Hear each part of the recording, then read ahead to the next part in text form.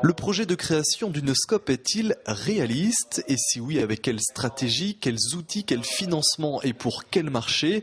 C'est pour répondre à toutes ces questions et à bien d'autres encore que le ministère du Redressement Productif et les collectivités concernées viennent de lancer une étude sur les 3 sites de production de Pliserolles.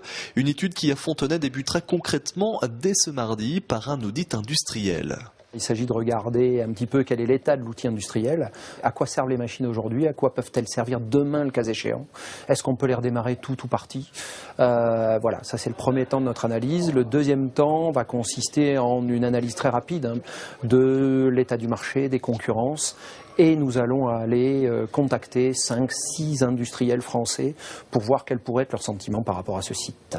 Car aucune piste n'est écartée, la SCOP reste une hypothèse, mais d'autres existent, par exemple une reprise totale ou partielle du site par des industriels.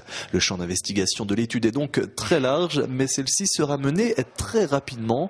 Le délai accordé au cabinet est de 3 semaines. Il faut essayer de trouver des solutions qui permettent rapidement d'enclencher des pistes de diversification sans attendre, sans laisser le temps passer, tout simplement. Le deuxième point, évidemment, c'est l'aspect humain. Pour les salariés, c'est extrêmement important que la démarche s'enclenche le plus vite possible.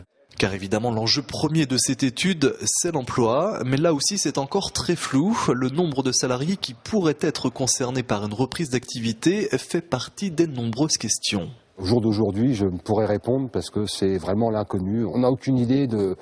Il faut qu'on attende l'étude. Les conclusions de l'étude seront présentées dans 3 semaines. Les ex-Pliserolles seront alors fixés sur une éventuelle reprise d'activité.